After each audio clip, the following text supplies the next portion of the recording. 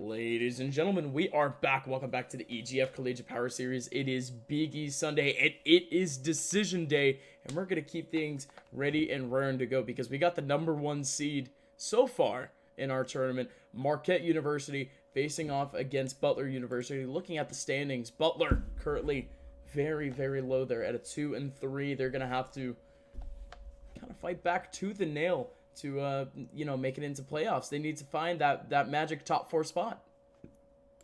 Yeah, well, they will definitely have to win all games already today. And Butler, I mean, Marquette already came off a sweep already, and Butler already joined. So I guess we're just gonna join the game for the safety of not needing to remake the lobby. But yeah, it is a very dangerous path that Butler has to walk. Absolutely. I'm honestly very excited to see this Marquette side because of ladies and gentlemen, this is one thing that I forgot to mention. This is a 2-stream day. I don't think we've ever had a tournament here in just Power Series action or just EGF regular series action where we needed to have 2 streams up at the same time. So thank you guys so much for tuning in here into EGF numero dos, number 2. As Marquette, they've already played on channel 1. Already showed their skill right there, and now they're showing it once again in defense, trying to escape from that very offensive Butler side. And in the first 30 seconds, it's just been an exchange, trying to feel out how each other defense works, how you're going to try and get past it. And both teams have had plenty of opportunities, had some nice opportunities, some going not according to plan. So it will be which one of the 2 teams will get that first goal, will get that first opportunity to make it hardwood. Wow, that was a little bit too tricky there for JFG, but I do have to say, talking about the game that already happened on the main channel, that was against, listen to this, that was against Villanova University. Villanova is currently tied, well, was tied with Marquette in terms of record. Villanova was 4-1. That was the 2nd seed. And now Marquette, they're sitting so pretty right now in #1. They've already confirmed their spot in playoffs, and now they're just looking for dominance. They're looking for a top seed. Well, trying to look for top seed, they will have to do it by winning even more, but that would mean that it might be all over for Butler. Butler already, but we have the ball going to the middle time and time again, and Butler holding on for dear life. But right there, that's a beat from Labs, making it 1-0. They are in the lead. Well, there you go. I mean, we already saw some defensive errors in the first minute from Marquette, and Butler, just a good counterattack opportunity there from Webbs, and he takes it all the way to the bank. Very fundamental, very short, very sweet, very simple. And that's going to be Butler, believe it or not, up 1-0 against Marquette. It'll be quite tough for them to keep this scoreline, but if they can do so, they'll get a very crucial game against one of the best in the league. Well, the pressure, of course, is established right now. Marquette, even though they came off a sweep on the mainstream, now have to step it up as they are forced with their backs to the wall in this game 1. Half a game remaining, 1 goal difference, plenty of opportunities, plenty of time, you can say, but if both teams are equally as strong, that might not be enough. Ooh. What a play there from Zombie Burger. Almost making his way through 3 players. He even tried to dunk the last, but just wasn't able to get the right angle. I mean, he was actually able to get the right angle, but great defense coming in from the Marquette side. But here comes Zombie Burger again. Can't get the shot up onto Ops. Instead, the ball goes forward. Webbs with a big clear. Nito Burrito. Gonna see the ball go wide.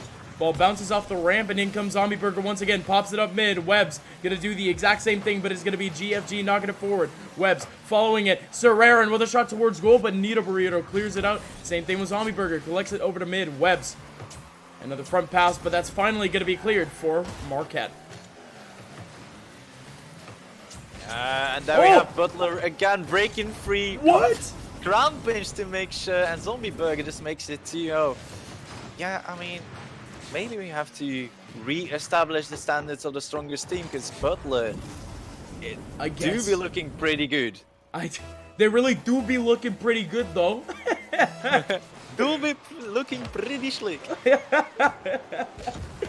no, absolutely. I mean, Butler, Not exactly looking too bad, my friend. I mean, this is certainly a change of tempo from the past couple of weeks, but I mean, you know, kind of referencing again, kind of, you know, kind of a team's past history. We saw the same thing with DePaul in our last game. Butler also used to be a pretty dominant squad. They weren't all that bad in the past few Big East tournaments at all. It's just that they've had a very slow start, and they made the right adjustments coming into decision day. Well, they might be big, they might be small adjustments, but Butler is definitely looking very solid, like we already said. But that's an opportunity for Marquette going on the crossbar, and now that's sad to see in the first game. But of course, they are not out of mind. There's still plenty of time for them to come back. Not maybe in this game, but there's of course game 2, game 3 as well, to potentially show the Butlers what they are made of and how to come back. Flip reset. Oh, that was about to be so slick there from Webbs, but I'm incredibly impressed with this Butler side thus far. I mean, I just want to see a little bit more, however, because it doesn't seem like Marquette, their attacking dynamic might be, you know, kind of there, at least for now, but they're putting all of their chips into that attacking side, and they might be playing pretty much with the same play style that they played against Villanova. Just high tempo, just high attack almost the entire time, picking and prodding at the defense. But Butler, they seem to be a lockjaw type team. And ladies and gentlemen, time's already going to go down. It's a 2-0. And not only that, but it's going to stay at 2-0. Butler they have a clean sheet over the Wildcats. Unbelievable. Yeah, it's a very incredible first performance from the Butler side, and even though they haven't played yet up until this point, they haven't played a series yet, they are crushing it. Marquette might still be in that mindset of trying to tackle Villanova, but Butlers do be standing up to a certain level that they didn't expect. Maybe they underestimated them a little bit, but Waps, Zombie Burger, and Severin are definitely ready to go. They were from the start, and they are now going for the W.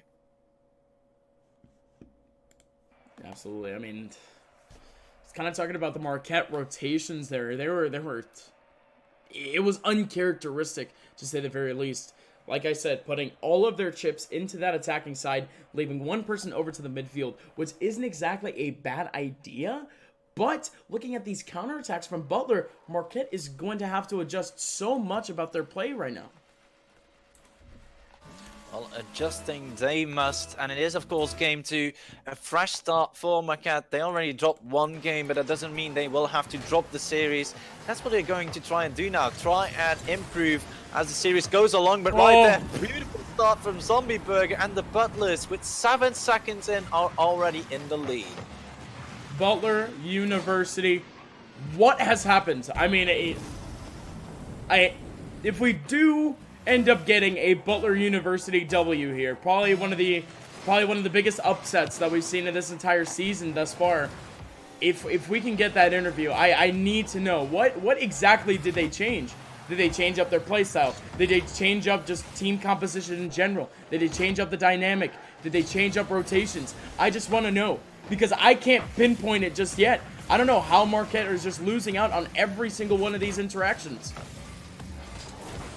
Oh, we see that they're rushing to the ball quite often, not mind, and I feel like Butler just knows that they have that time, trying to take that time as well, and trying to take control of it for most of the opportunities. We see that most things are mechanical outplays, but those are only able to happen if you get the space to get or give yourself that space, and your team is able to back you up. And talking about mechanical plays, we now have Sirin almost carrying it solely, but Waps was right there trying to help him out.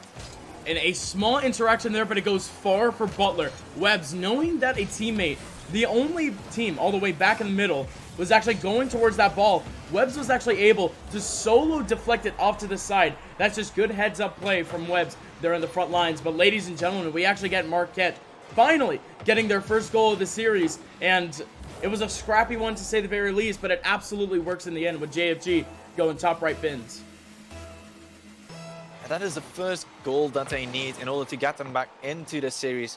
Of course, after a clean sheet, game 1, it is very hard to get that mentality like, ooh, what is going on? How come we are not performing up to our standards? And of course, sometimes you do have an off game and you have to carry on with it, but Marquette are coming back there, answering strong and making it very tough for the defense. We see right there, Webs in an awkward position, has to waste most of his boost, I think about 70 in total, in order to reach that ball and make sure it goes to the side. Webs, what a shot, but an even better save from JFG. Again, good play.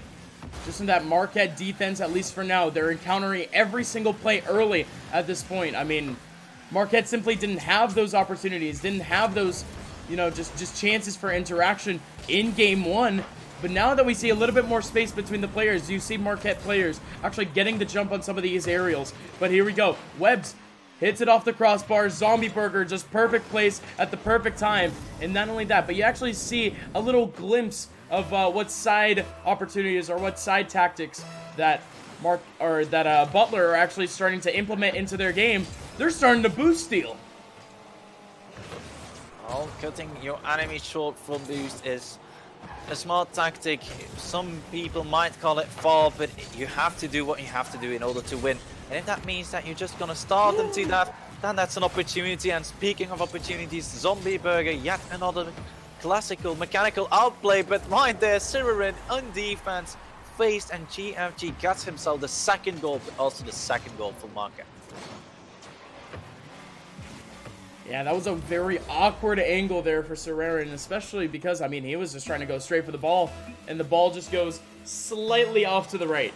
So he wasn't able to turn around in time, and just talking about himself a little bit in chat, just yikes. A little bit of a yikes. He knows that was just a deep mistake from him, and look at this. Look at this. Ball bobbling towards the center. Webs tries to pop it up. Zombie Burger has to be the one up front. They clear it. JFG with another shot. It's going to hit the wall. Ops still trying to help out, but instead it's going to be Nito Burrito. Going to hit it off the back wall. JFG with a shot. It's going to go top left. Marquette, they're back in it. 3-2 up on the Bulldogs. Right there, we see it. So much space for GFG. Almost the entire open net to shoot at. Of course, the bottom half covered by the two defenders. Then you start to wonder, why is Butler in such a close position in defense? And maybe that is the problem they are facing right now. Marquette has realized that they are close to each other in defense. If they can just put that ball very awkward, it might be all over. But we see the opportunities being traded. That should have been a goal for Butler. If they were a little bit more consistent, that would have been an easy goal. But GFG gets the fourth goal. This guy has been single-handedly scoring all the goals for Marquette right now, and they are with a 2-goal lead. Yeah, look at that. 4 goals for JFG thus far. And you actually see right there, you see a pretty funny statistic. 3 shots, 4 goals. I mean, that's probably just Rocket League math for you. I mean, sometimes maths doesn't have to be logic, I guess. If you go to like quantum mechanics or something, it might start to break your brain, and making sure that 4 equals 3 might be the exact same. Quick maths. Yeah, exactly. I mean, if you ask a big man who is never hot, then, you know. I'll tell you someone who is hot at the moment. Webs. Webs at the moment going huge in pretty much both of these games. He's been an attacking monster thus far for this team, and he was on that play the entire time. Marquette, they were having some trouble actually clearing out that ball, and Webs stalking it like a viper, and then ends up striking at the very end. Good stuff. And now here comes Zombie Burger again, yet another player who has been, you know, pretty good to say the very least on just finishing off a couple of these plays. And he tries to go up for her again. Here comes the anchor, Sirerin. Sirerin, he did miss out on a big opportunity for a save just a couple of goals ago, but he has been an incredible support player for this squad. Multiple assists already going towards his name, and you couldn't have any other role filled out better. Oh, roles in Rocket League are very important, definitely in terms of rotations. And you were talking about Sirerin mostly being the anchor, but even as that anchor, as that third man, he does commit for very risky stuff, and sometimes leaves the Butlers with a little bit of an awkward space to work with. Maybe that's the way they try to do. But that was a beautiful center from Webs, just going unnoticed by his team, and 33 seconds remaining up mine. Do you think it's still possible that they will get this 1 goal? I think it's absolutely possible, but did you see that from Marquette? the double kill coming out from them, my friend. And I mean, demos all over the place looking like a Michael Bay film. But even then, it might just look like child's play for this Marquette squad, because with 11 seconds left, they're going to get, what is that, ladies and gentlemen? That is the nail in the coffin for Marquette. They're actually going to get themselves a 5th goal in the game and actually confirm out game 2, tying things up 1-1. Well, 1-1 in series, according to UpMind. Of course, the last 10 seconds, Butler Esports do get that opportunity, but that ball didn't go in, so now it's all over. There's too little time for it to go into OT, so better to drop it, better to accept it, and Marquette are all winners for game 2. It is now 1-1. 2-goal difference game once again, but this time around, it is Marquette on the winning side of this 2-goal difference. Absolutely, and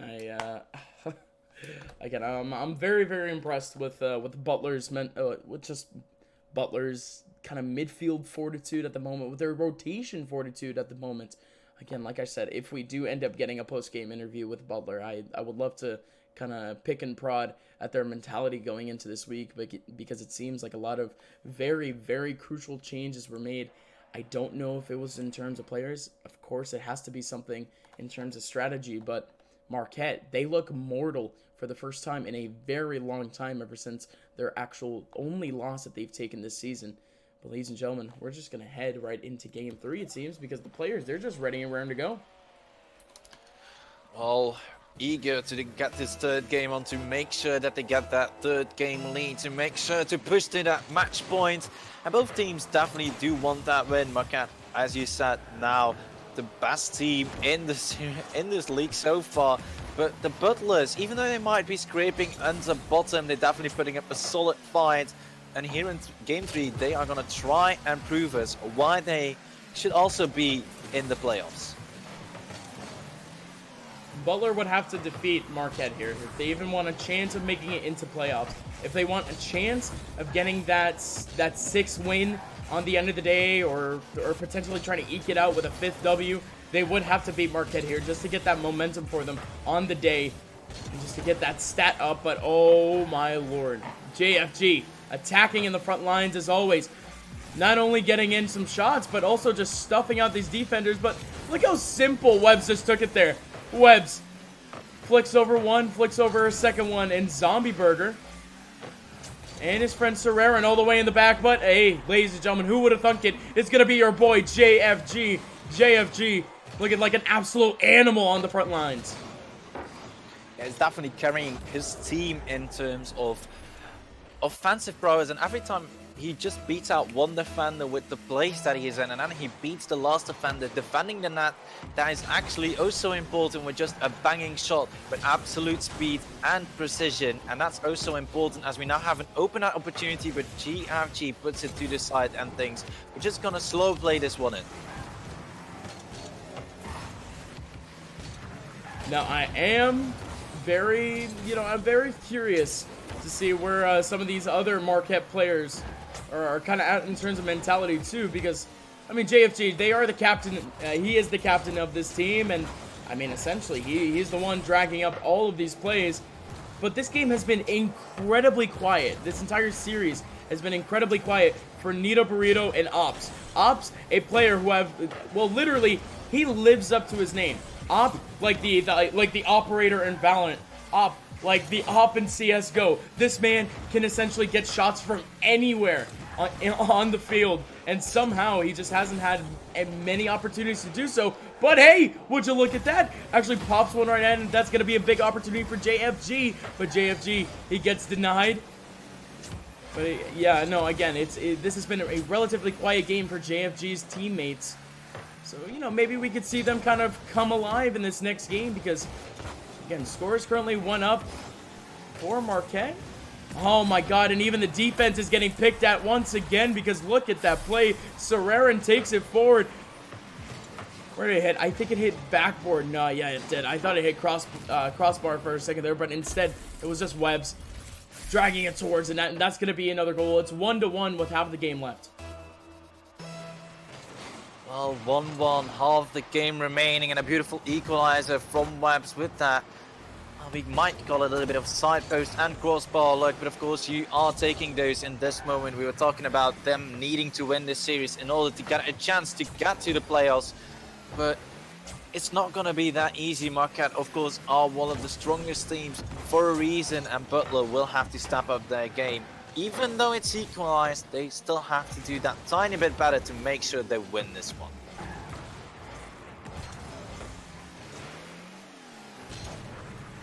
There goes Sorerin. Actually on the front lines, leaving Webbs to be the anchor. Oh, and a snipe towards the bottom right. And instead, it's going to be off with a save. Back to JFG. Drags it forward. 150 left in the game. Need a burrito. Taps it on forward, but Ops and JFG, they need to reset over to the midfield. Ops going for the interaction. JFG taking it forward. Oh! JFG! Deflecting it off the top of his car. Sliding it on in. So slick-like, my friend. Look at that. 3 players surrounding him. Triangle formation for the Butler side, for the Bulldogs. And a singular man by the name of JFG is going to knock it on in. 2-1 for Marquette.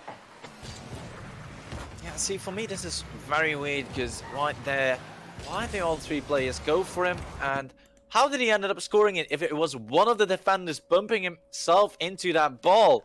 But of course, Wabs is having none of this. He's immediately trying to respond with that control, with something that I told Georgetown to do, and Wabs dropping that ball down does create an awful lot of pressure. It is Zombie Burger that will have to work this one in, but that's an opportunity gone wide once again. And Marquette are yet another step closer to this victory of the series, of this game as well. So Butlers will have to be wary of what they do. 50 seconds left. Webbs dragging it forward, actually. Gonna deny the clear from JFG, but in comes Ops. And Ops actually gonna be the first goal scorer for the team other than for JFG. So there you go, and a huge counterattack. 45 seconds left, and that essentially halts kind of the momentum there for Butler, and as now Marquette back to their winning ways. Just 45 seconds left until they can go up on the series 2-1. Well, they had a beautiful start. Definitely that game 1 was a banging performance. 0-2 in terms of score, where Marquette lost it with a clean sheet. So Butlers maybe have to find themselves, what did we do well in that game? How were we able to outpace Marquette? And Webbs, a very odd approach from the inside to the outside to try and redirect it, and that has been his go-to method to try and get those redirects. But JFG just keeps it simple, outplays the entire defense by himself, by that calmness of mind and knowing where to place it. Right, absolutely. I mean, he was just going so slow, and Zombie Burger just ended up expecting that JFG would just either ride it up the wall for a pass, but instead, JFG literally matched the tempo of Nito Burrito, or I'm sorry, of Zombie Burger, and he just knocks it on in on his own. But look at that, shot from Ops, shot from JFG, double saves coming in. Both Sorerin and Zombie Burger collecting a save, but 3 goals up, 4 seconds left. This game is over. Marquette back to their dominant ways as they're up on the series 2-1 over Butler. Butler, playoff chances on the line. They would have to come up with some sort of miracle going into game number 4. Well, nothing is down to a miracle, and there's a lot that they can change up, but of course that means some internal changes. Also, breaking down one player's playstyle in specific, who does stand out as well, but I feel like Wabs might be limiting his team in a certain way, because he sometimes is going from a very odd angle, leaving his teammates in an odd position to try and back him up. Does come in as that third man, but that's a general thing that Butler do, so they will definitely have to be wary that they don't push up too far with that third man to leave the net open. Yeah, absolutely. So you mentioned that Butler would have to, you know, kind of figure themselves out going into game 4. Kind of remember, how did we actually defeat Marquette in the way that we did going into game 1? How are we able to match their tempo in game 2? Well, just hearing from you, Stealthy Wolf, I mean, what can they do? Is there any clear changes that they need to make? Well, they mainly have to learn from their opponents. We see that Marquette is just taking their time, making sure that they keep simple plays, and the biggest play they can learn from is JFG. We see it time and time again where he just slows down the play, makes sure that he just, even if they hard challenge him, he knows that his teammates are behind him, so he just sets himself up for a potential fake, potential 50 gameplay to make sure that ball goes forwards, and then creates the space himself by that calmness, by waiting for so long and then being able to put that ball on target and get those goals. Let's see if that theory would come into play, because man, oh man, they're getting so close to getting scored on. Marquette hitting the post again and again and again. Something extremely uncharacteristic of this squad. Nito Burrito, he had a clear goal to shoot at, and it just didn't go in. Webbs, last man, last point of contact. He's going to be able to clear it. Webbs, again, in a 1v1 against JFG, trying to clear it out against Nito Burrito. Passes up forward, but here comes Nito Burrito once again, looking for a pass over the middle. Zombie Burger. Not going to win out in that 50-50, but instead the ball actually goes forward. Serrarin contesting JFG, and he wins on the wall. That's a big one. Now Ops has to drag it out. Webbs has to win that 50-50, but he's not going to be able to do so. Yet another counterattack going towards the side of the Wildcats.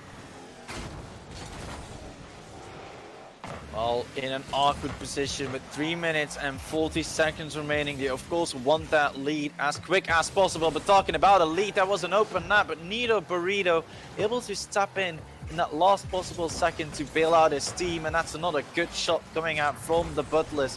They are barking at the defense from Marquette and making sure that every opportunity they get at least goes on target. Oh no, Serrarin couldn't get a tire on that ball, and what a great pass from Ops. Look at this shot from JFG. That's almost impossible to save if you're Serrarin. Simply too fast, too furious for the man, and that's going to be a goal up for Marquette. 3 minutes left. If the score stays the same, that's going to be Marquette solidifying their dominance on the season. Well, a solid Titan, as you said. They are, of course, trying to extend that lead, make sure they can close out this series in Game 4, meaning that Butler are in no position to get to the playoffs, as you said earlier. But, of course, the Butlers are trying to step up their gameplay, trying to get back in it and try and at least win Game 4 so they can move on to Game 5. But it will have to start right here. We're approaching halftime. 1 goal difference, of course, doesn't mean it's all over, but damn, it sure has to happen as soon as possible. Absolutely, and we see kind of an incessant rotation here coming in from the team. Zombie Burger has to shut it down early, but instead it's JFG again, just rolling solo. Serrarin on the front lines, he has to rotate back, so that's going to be an easy rotation back from Ops. Just knocking the ball forward, allowing his teammates to kind of analyze and kind of wait for an input, wait for a reaction. Nito Burrito is actually at a boost. Again, Butler, they've been going for a lot of boost starving in this entire series thus far. It did work for a period of time, but this Marquette side, they shrug it on off, and they actually collect their boosts on the rotations back from their insane rotations, from their insane counterattacks. Well, insane counterattacks coming into play, and Zombie Burger will try and bail out his team, but with 1 minute and 30 seconds, well, 40 seconds remaining, it does look like Marquette will take this one. Beautiful demo right there in defense, just creating that time again and again. And that's the thing that we're talking about. A physical play is not the worst thing to do. If it creates space, if it creates a lot of pressure on defense, that is exactly the play that you want to go for, even though people think it might be foul. Right, no, absolutely. I mean, if you talk about creating space, that was probably the best one that we've seen thus far today. I mean, you got a demo smack dab in the goal. He was the only representative of Butler in goal in the actual defensive rotation, and he just goes down to a demo. But instead, I mean, right after, big opportunity from Marquette, big opportunity from JFG on the open net. It was actually on an off angle, and he didn't actually score that ball. So this is incredibly intense. 1 minute left to go. Serrarin trying to knock things forward, but again, 50 seconds left. Butler, they need a goal. They need overtime. They need a W. Well, we saw it right there in offense from Butler, and that's the main problem. Every time they try and strike on that, all 3 of them are in one line. There's no spacing back and forth, so basically no way to reach any passes or to make any passing plays happen. But speaking of passing play, it was Zombie Burger almost taking it solo and he's not. And Butler are really desperate, trying to pile up that pressure. And by the desperation attempt, we see now Alps breaking free, playing it to Nido Burrito, and that might as well have been the second goal and the nail in the coffin. 10 seconds left. Webb's trying to stuff out. Zombie Burger needs a clear here. He needed a clear, but ladies and gentlemen, that's the dagger to the chest. That is the nail in the coffin. Whatever you would like to say, ladies and gentlemen, to confirm out the game, it has happened. 3 seconds left in this game of Rocket League, and Marquette University, they're up 2-0 over Butler. This one is over. Marquette solidifying again their dominance on the season, showing why they are potentially going to be the #1 seed going into playoffs. And Butler, although they're lower down in the table, although they're not exactly a team that you would have really picked out to make playoffs in the end, they surely showed an extremely valiant effort. Well, a valiant effort from Butler. Definitely that game one looking very promising.